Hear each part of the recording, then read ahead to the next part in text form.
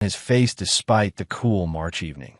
3 tours in Afghanistan had hardened him into something most people back home wouldn't recognize. A calculating predator who'd learned that mercy was a luxury that got good men killed. His phone buzzed against his chest. A text from Jessica Clay, his fiancée of 2 years. His heart actually warmed seeing her name.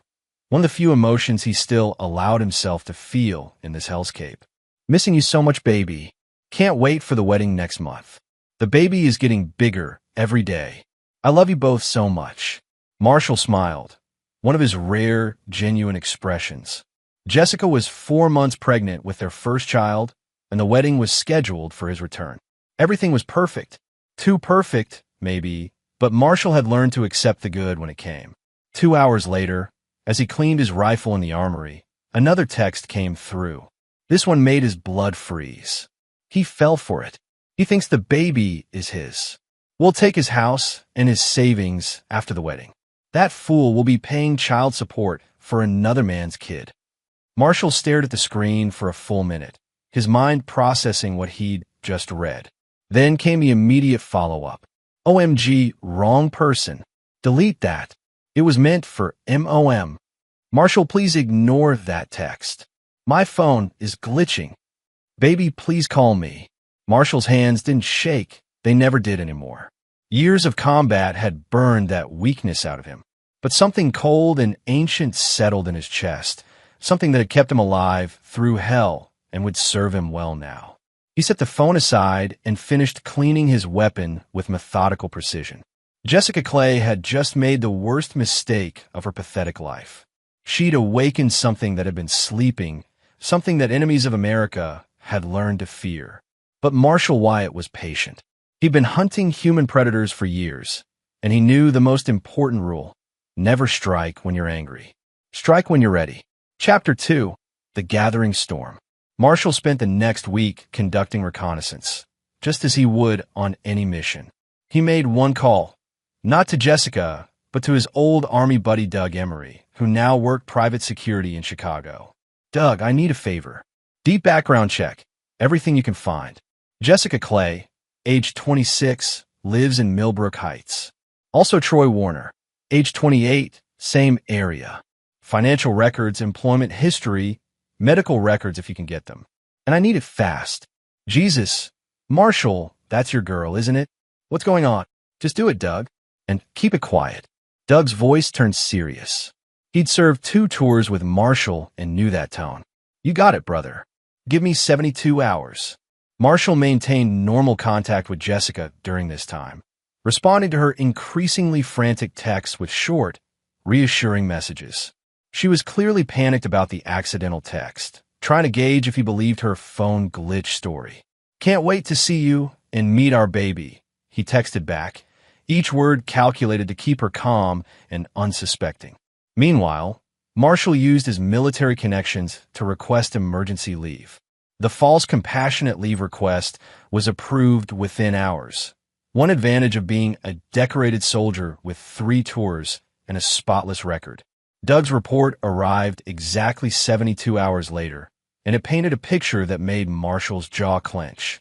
Jessica Clay had been in a relationship with Troy Warner for over 2 years, longer than she'd been with Marshall. Warner was a local real estate agent, married with 2 kids of his own, with a history of financial troubles and gambling debts. The most damaging piece: medical records showed Jessica had conceived during a period when Marshall was deployed, making it impossible for him to be the father. But there was more. Doug had dug deeper, uncovering a pattern. Jessica had been researching military benefits, survivor benefits, and divorce laws in their state. She'd even consulted with a divorce attorney 3 months ago, while telling Marshall how excited she was about their future together. Marshall sat in his bunk that night, staring at the evidence of Jessica's betrayal. Around him, other soldiers slept, some muttering in their dreams about firefights and IEDs. But Marshall was dreaming of something else entirely. He pulled out a notebook and began to write. Plans. Contingencies. A detailed operation that would destroy Jessica Clay and Troy Warner so completely that they'd beg for the mercy he had no intention of giving. The next morning, Marshall boarded a transport plane back to the States. As the aircraft lifted off, he looked out at the Afghan mountains one last time. He learned to hunt in those mountains.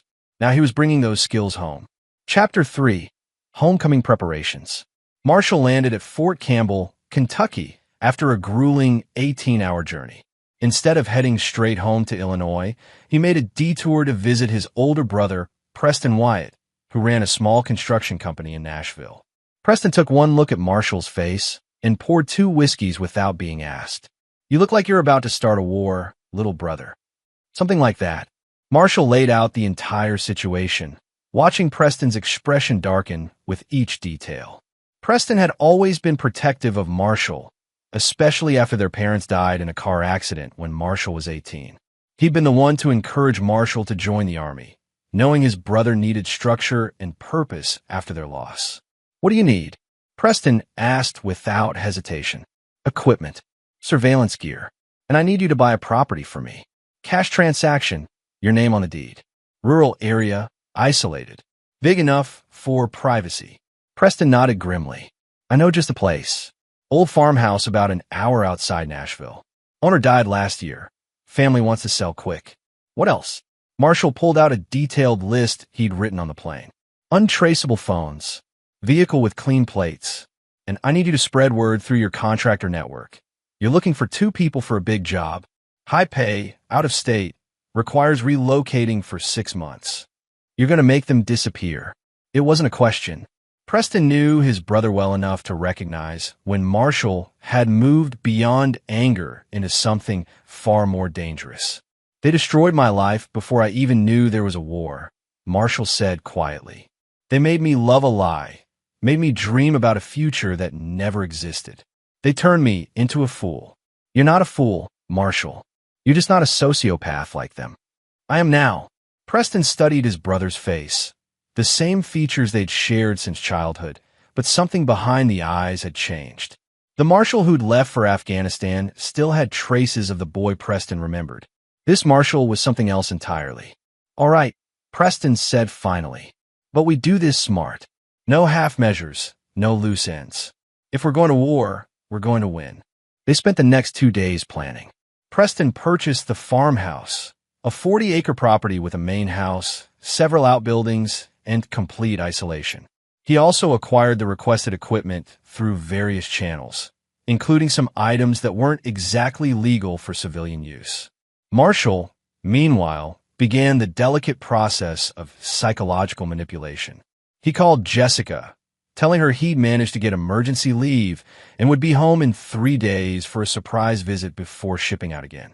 Jessica's relief was audible through the phone. "Oh, thank God, baby. I was so worried about that stupid text. I was going to explain everything when you got home." "Explain what?" Marshall asked innocently. "Nothing. I mean the phone thing. It was just, you know how technology is."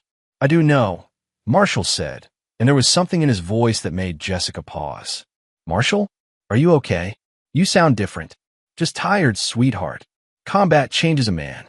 But don't worry. I'm still the same Marshall you fell in love with." After he hung up, Marshall stared at the phone for a long moment. In a way, he was telling the truth. He was still the same man she'd fallen in love with. The problem was Jessica Clay had never really known who that man was. She was about to find out. Chapter 4. The Wedding March. Marshall arrived home on a Thursday afternoon, exactly as he'd promised. He drove a rental car to the modest house he'd purchased for Jessica 2 years ago, the house she was planning to steal from him after their wedding. Jessica was waiting on the porch, radiant in a yellow sundress that accentuated her pregnancy. For a moment, seeing her there, Marshall felt an echo of the love he'd once carried. Then he remembered the text, and that echo died. "Welcome home, soldier," she said, rushing into his arms. Marshall held her, noting how she trembled slightly. Fear or excitement? Probably both. He kissed her gently, tasting the lies on her lips. "How's our baby?" he asked, placing his hand on her belly.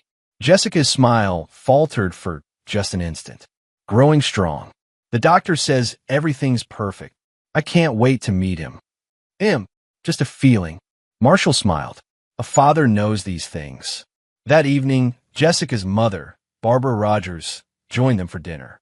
Barbara was a sharp-eyed woman in her 50s who'd never quite approved of Marshall, though she'd hidden it well. Now, with her daughter's windfall approaching, she was almost giddy. "So Marshall, dear," Barbara said over dessert, "Jessica tells me you're thinking of buying a bigger house after the wedding. Somewhere with more room for the baby." "Actually, I've been reconsidering that," Marshall said carefully. "Military pay doesn't go as far as it used to. We might need to scale back our plans." He watched both women tense. Jessica recovered first. "But sweetheart, we've already made so many plans. The nursery, the wedding, everything." "Plans change," Marshall said mildly. "In Afghanistan, you learn to adapt to circumstances beyond your control." Barbara's fork clinked against her plate. "Surely you're not suggesting canceling the wedding?" "Of course not. But maybe something smaller, more intimate, just close family." Marshall could see the panic building in Jessica's eyes. A smaller wedding meant fewer witnesses, less legitimacy, potentially complicating their legal claim to his assets. "Marshall," Jessica said carefully, "is this about that text? Because I swear to you—" "What text?" Barbara interrupted too quickly. Jessica shot her mother a warning look, but Marshall caught it. Another piece of evidence for his growing case file. "Jessica's phone malfunctioned while I was overseas," Marshall explained to Barbara. "Sent some gibberish to me instead of you. Technology, right?" Barbara relaxed visibly. "Oh yes, these phones today. So complicated." After dinner, Marshall and Jessica sat on their porch swing, her head on his shoulder as they watched the sun set. It was peaceful, domestic, everything Marshall had dreamed of during his deployment. "I love you," Jessica whispered. "I know things have been stressful with the deployment and the wedding planning, but I love you so much." "I love you too," Marshall replied, and part of him meant it. He loved the woman he'd thought she was. But that woman had never existed. "Marshall, there's something I need to tell you." Jessica's voice was soft, uncertain. Marshall's muscles tensed. Was she going to confess? "What is it, sweetheart?" I've been seeing a therapist. About anxiety. The pregnancy, your deployment, everything has been so overwhelming." Another lie. Marshall had seen her therapy bills in Doug's report, sessions that started long before her pregnancy. Around the same time, she'd begun planning her deception. "That's good," he said. "Taking care of your mental health is important. For you and the baby." Jessica relaxed against him. "I was worried you'd think I was weak." "I could never think that." Marshall stroked her hair gently. "You're the strongest woman I know." As they sat in the gathering darkness, Marshall's phone buzzed with a text from Preston. "Package delivered to the farm. Everything's ready when you are." Marshall deleted the message and squeezed Jessica closer. "You know what?" he said. "You're right about the wedding. Let's do it exactly as planned. Big celebration, all our friends and family. I want everyone to see how happy we are." Jessica's relief was palpable. "Really? Oh, Marshall, I'm so glad. It's going to be perfect." "Yes," Marshall agreed, staring into the darkness beyond their porch. "It's going to be perfect." Chapter 5. The Dance of Deception. The next morning, Marshall suggested they meet with Troy Warner to discuss wedding venues. "I heard he has connections in the real estate business," Marshall said casually. "Maybe he knows some good locations." Jessica's face went pale. "Troy Warner? I don't really know him that well." "Really? That's strange. Doug Emery mentioned seeing you two together several times when he was in town last month." Marshall watched Jessica's mind race, trying to calculate how much he might know. "Oh yes, we've met a few times. Real estate stuff, you know, for the house." "Of course. Well, since we're looking at venues anyway, why not get his professional opinion?" Jessica had no choice but to agree.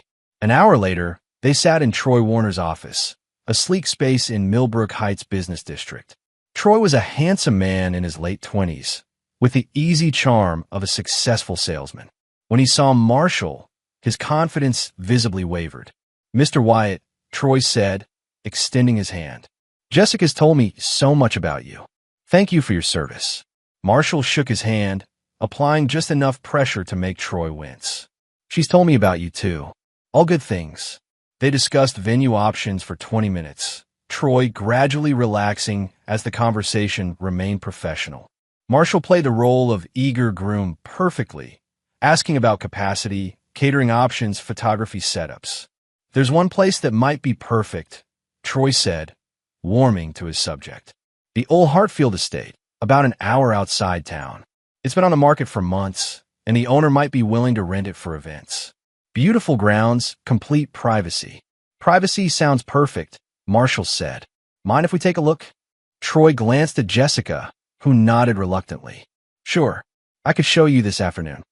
An hour later, they were driving through rolling countryside toward the Hartfield estate. Marshall rode in Troy's BMW, while Jessica followed in her car, claiming she needed to run errands afterward. The estate was impressive, a Victorian mansion on 50 acres, surrounded by woods and completely isolated. Troy led them through the main house, pointing out features that would work well for a wedding reception. The ballroom can hold 200 guests, Troy explained, leading them into a grand space with crystal chandeliers. And the grounds are perfect for an outdoor ceremony. Marshall nodded appreciatively while mentally cataloging the property's isolation, the multiple buildings, the various ways someone could disappear here without a trace.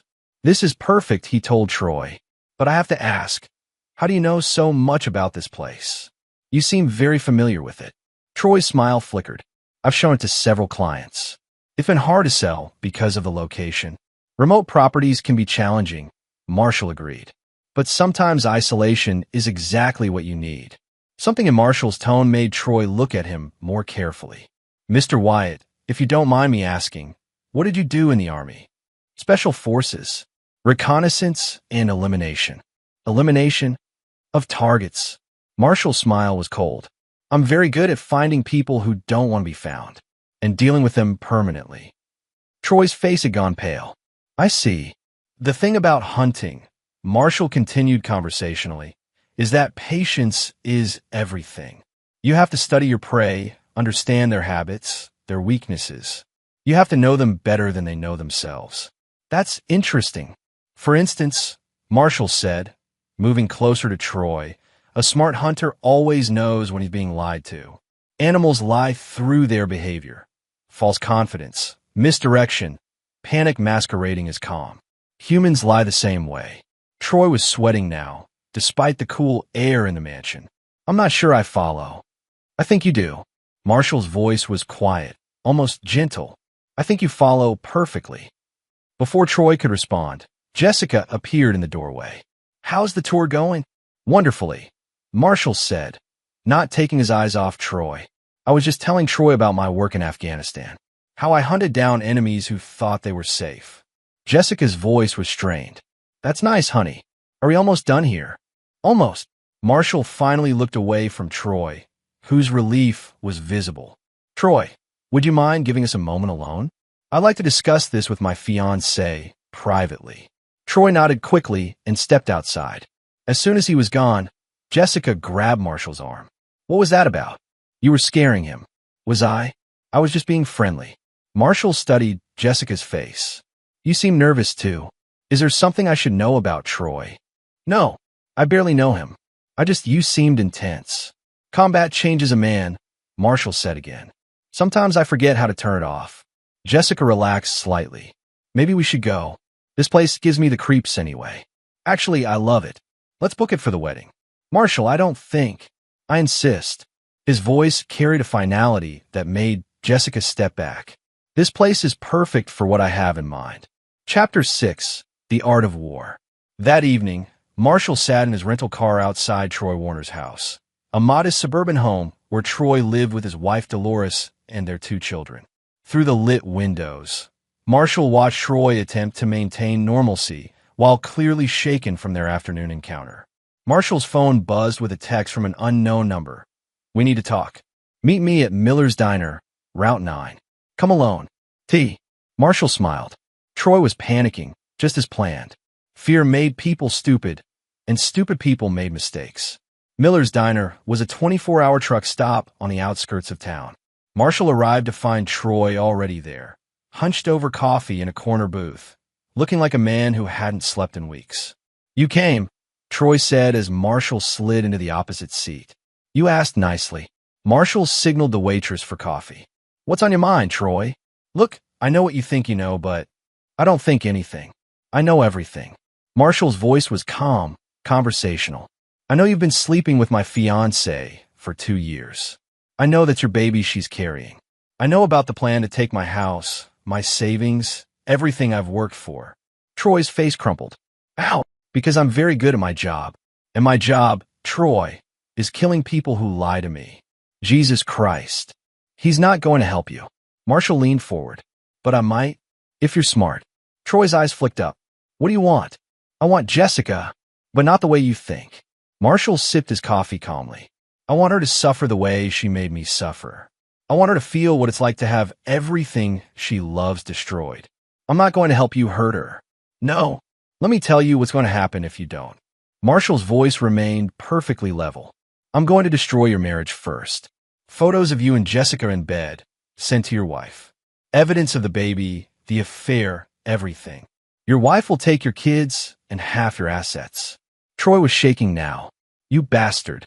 Then I'm going to destroy your business. A few words to the right people about your flexibility with property disclosures, your gambling debts, your financial irregularities. Real estate is built on trust, Troy. Once that's gone, you're finished.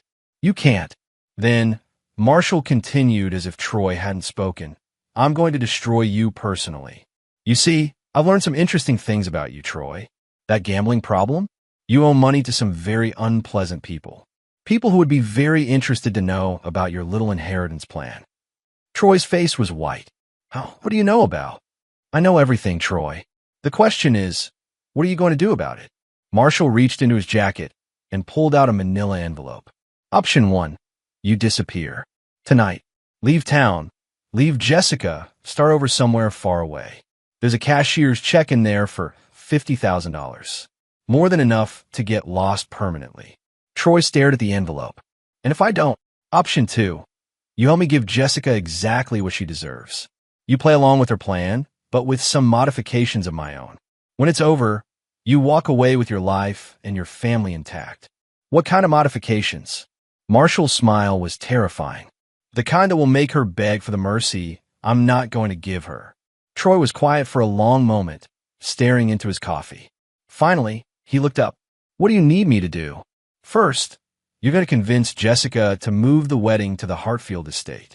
Tell her it's perfect for the plan. Isolated, private, plenty of ways to make me disappear after she gets what she wants. Troy flinched. Make you disappear? Oh yes, Troy. Jessica's plan is more ambitious than you know. She's not planning to divorce me and take half. She's planning to become a grieving military widow with full benefits. A terrible accident on our honeymoon, perhaps. Or maybe a PTSD episode gone wrong. The color drained from Troy's face. She wouldn't. Check your phone. Troy pulled out his phone with trembling hands. Marshall had sent him a series of text screenshots, conversations between Jessica and her mother about permanent solutions and widow's benefits. Jesus, Troy whispered. I didn't know. I swear, I didn't know she was planning. Now you do. Marshall leaned back. Still think she loves you, Troy? Because from where I sit, it looks like you're just as expendable as I am. How long before she decides you know too much? Troy was quiet for several minutes, processing this new information. When he finally spoke, his voice was hollow. What do you want me to do? Marshall smiled. I want you to be the perfect boyfriend, Troy. Support her plan, encourage her ambitions. And when the time comes, I want you to help me give her exactly what she's trying to give me. I won't be part of murder. Murder? Marshall looked genuinely surprised. Who said anything about murder? Troy, I'm not going to kill Jessica Clay. I'm going to do something much worse. What? I'm going to let her live with the consequences of her choices. Marshall stood, throwing a 20 on the table. You have 48 hours to decide, Troy. Choose wisely. Because unlike Jessica, I'm not planning to let you live with your mistakes. Chapter 7. The Perfect Wedding. 2 weeks later, the Hartfield estate buzzed with wedding preparations. Jessica had embraced the venue change with enthusiasm, seeing the isolation as perfect for the final phase of her plan. She'd even suggested making it a weekend-long celebration, with guests staying in the estate's guest quarters. Marshall stood in the mansion's library, adjusting his dress uniform in an antique mirror. Through the window, He could see guests arriving, family, friends, fellow soldiers on leave. People who genuinely cared about him, and Jessica, who had no idea they were about to witness something that would haunt them forever. Preston entered, also in dress uniform. As Marshall's best man, he'd been privy to every detail of the plan. "Everything's in position," he said quietly. "Doug's team has the perimeter covered. No one's leaving early. The recording equipment, every room, every conversation, audio and video." Preston checked his watch. Jessica's been busy this morning. 3 calls to her mother, 2 to her lawyer, 1 to a number we can't trace. "Life insurance company," Marshall said without looking away from the mirror. "Making sure all the paperwork is in order for her grieving widow act." "You sure about this, brother? Once it starts, there's no going back." Marshall turned from the mirror. The man looking back at him was someone Preston barely recognized. Cold, calculating, utterly without mercy. "I've been sure since the moment I read that text." Downstairs, the ceremony was beginning. Marshall took his position at the altar, looking out at the assembled guests. Jessica's family sat on one side, his on the other. Doug Emery and several other military friends were scattered throughout the crowd. Insurance, in case things went sideways. The music began, and Jessica appeared at the back of the aisle. She was radiant in white silk, her pregnancy barely showing, every inch the blushing bride. As she walked toward him, Marshall felt that familiar echo of love and crushed it ruthlessly. Troy Warner sat in the 3rd row, his wife Dolores beside him, their children playing quietly in the aisle. Troy looked sick, barely holding himself together as he watched the woman he'd betrayed march toward her doom. The ceremony proceeded normally for the first 20 minutes. Marshall spoke his vows with apparent sincerity, watching Jessica glow with triumph as she recited hers. She was minutes away from becoming his legal wife, from gaining access to everything she'd plotted to steal. Then, as the minister reached the critical moment, Marshall raised his hand. "Wait," he said quietly. "Before we continue, there's something I need to share with everyone here." The minister looked confused. "Mr. Wyatt, this is highly irregular.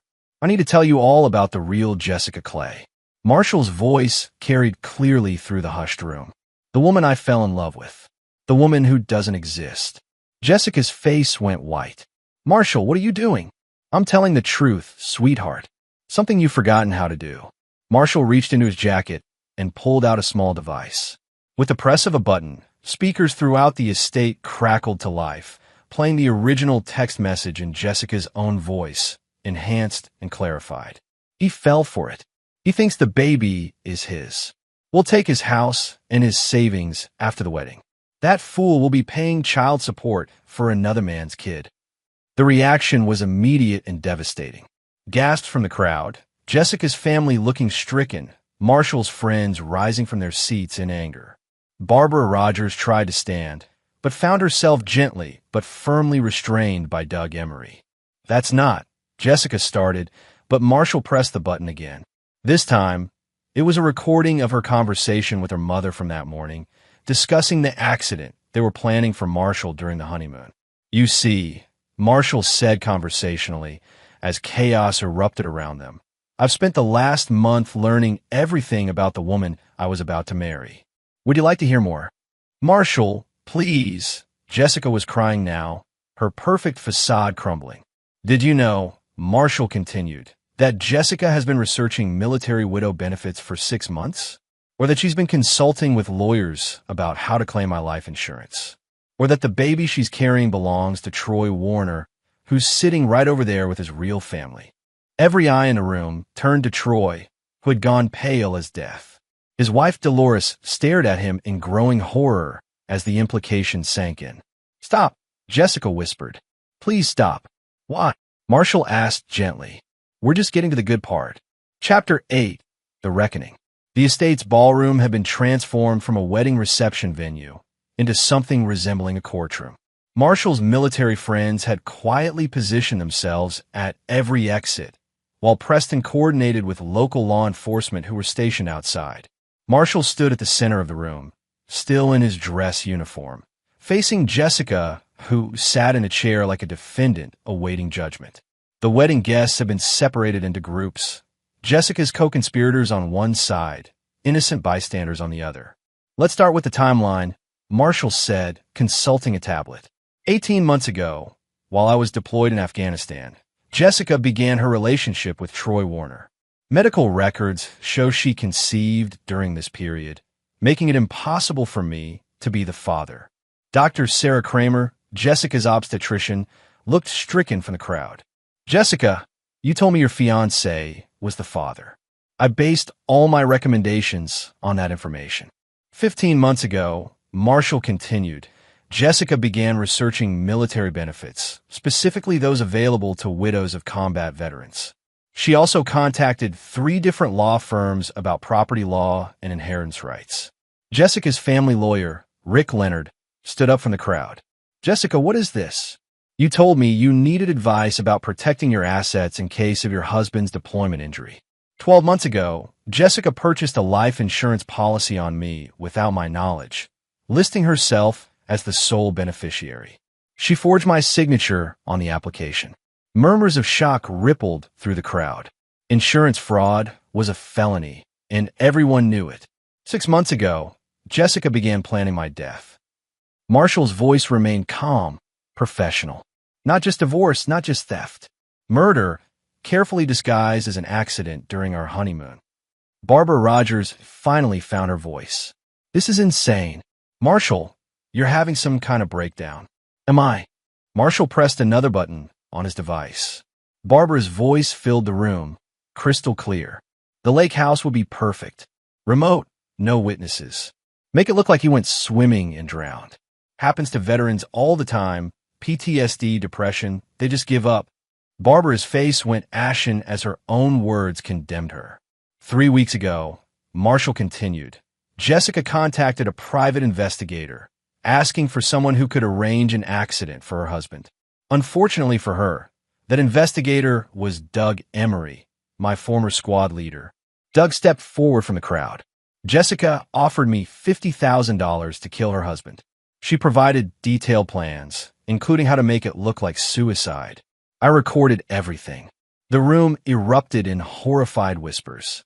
Several guests looked physically ill. Troy Warner was staring at Jessica as if seeing her for the first time. You didn't know about that part, did you, Troy? Marshall asked gently. About the murder plan? You thought she just wanted to steal my money and leave me alive to pay child support. Troy shook his head mutely, his face a mask of revulsion. The beautiful thing about being a predator, Marshall said, is that you eventually reveal your true nature. Jessica couldn't help herself. She kept escalating, kept planning worse and worse betrayals, until she crossed lines that even her co-conspirators found unacceptable.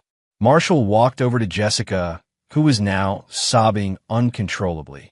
Did you really think I wouldn't find out? Did you think a man trained to hunt terrorists wouldn't notice when he was being hunted himself? I never meant, Jessica started. You never meant to get caught, Marshall corrected. But you meant everything else. Every lie, every deception, every plan to destroy me. He turned to address the room.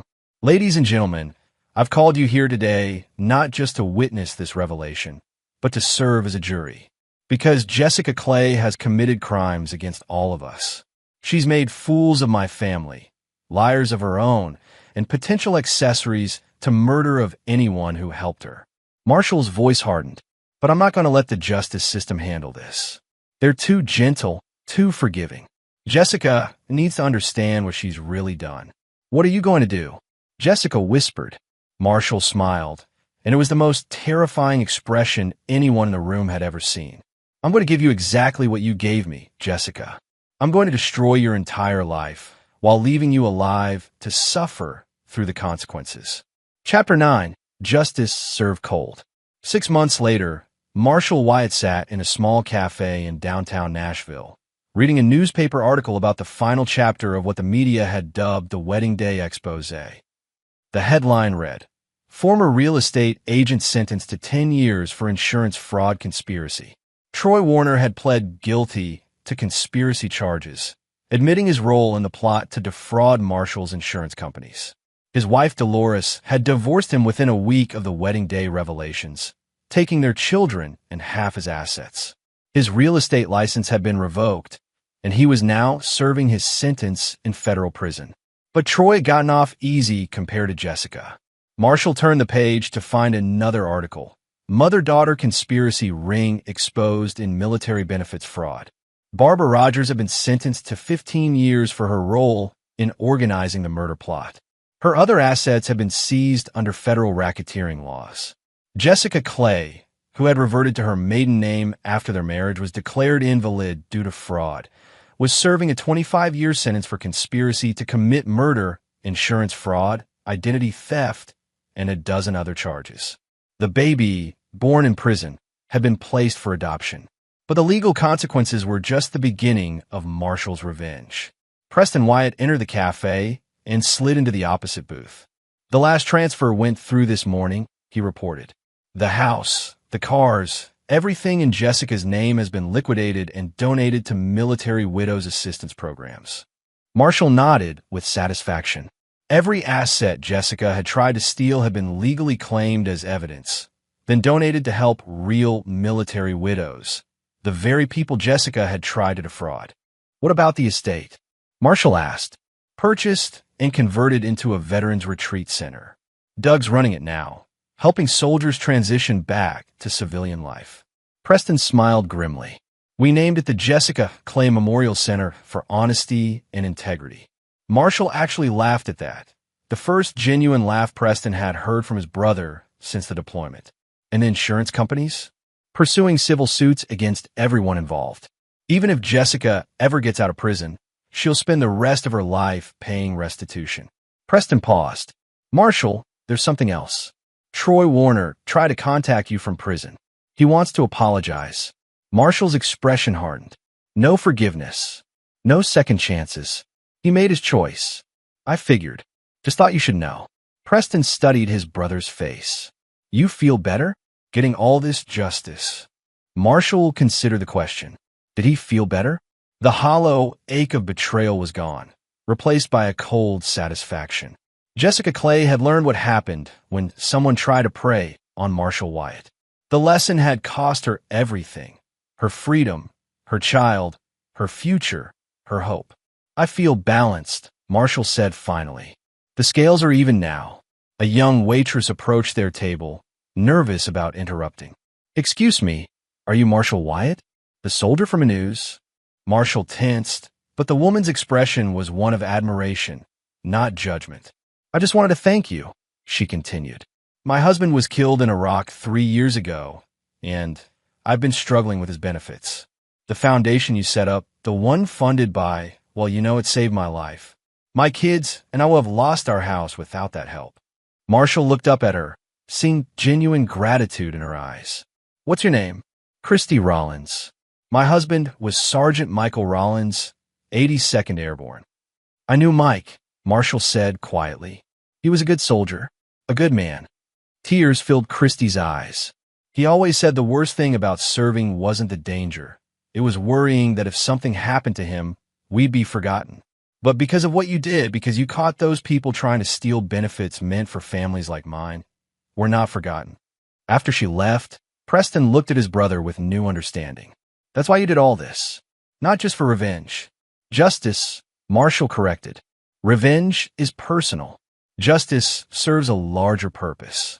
Marshall's phone buzzed with a text from Doug Emery. "New group of vets arriving at the center tomorrow. 3 combat veterans, all struggling with reintegration. Thanks to your funding, we can help them rebuild their lives." Marshall smiled and replied, "Keep up the good work. Let me know if you need anything." As they left the cafe, Preston asked, "What's next for you?" "Back to active duty." Marshall shook his head. "I'm transitioning out. Go to work with Doug at the center." Turns out hunting predators translates, well, to hunting the demons that chase veterans home from war. They walked in comfortable silence for a while, 2 brothers who had weathered the storm together. Preston said finally, "For what it's worth, I think Jessica Clay got exactly what she deserved." Marshall stopped walking and looked back toward the federal courthouse visible in the distance, where Jessica was serving her sentence. "She got exactly what she gave me, Preston. She destroyed everything I believed in. so I destroyed everything she valued. She tried to steal my future, so I erased hers. She wanted to make me suffer for the rest of my life, so I made sure she would suffer for the rest of hers. And you don't feel bad about any of it? Marshall's expression was stone. I feel like a soldier who completed his mission. Nothing more, nothing less. As they drove away, Marshall thought about the last conversation he'd had with Jessica through the prison glass partition. She'd been a broken woman by then. All her schemes collapsed. All her dreams turned to ash. "I'm sorry," she'd whispered through the phone. "I know it doesn't mean anything now, but I'm sorry." Marshall had looked at her for a long moment. This woman who had once made him believe in love and hope and a future worth fighting for. Sorry doesn't rebuild trust, Jessica. Sorry doesn't give me back the months I spent believing your lies. Sorry doesn't erase the fact that you tried to have me murdered. I know. I need you to know I never meant for it to go that far. Yes, you did. Every choice you made led to that moment. Every lie, every deception, every betrayal. You built this prison cell with your own hands. Jessica had started crying then, but Marshall felt nothing. The woman he'd loved had never existed. The woman sitting across from him was a stranger who had stolen her face. "Will you ever forgive me?" she'd asked. Marshall had stood to leave. "Jessica, I'm going to give you one last gift, the truth. I will never forgive you. I will never forget what you tried to do to me. And every day, for the rest of your life, you're going to remember that you had a man who would have died for you, and you chose to destroy him instead." That had been 6 months ago. Jessica would spend the next 24 and a half years thinking about that conversation, just as Marshall had spent his last night in Afghanistan thinking about her betrayal. The scales were balanced. Justice was served, and Marshall Wyatt was finally free. And there you have it. Another story comes to an end. What did you think?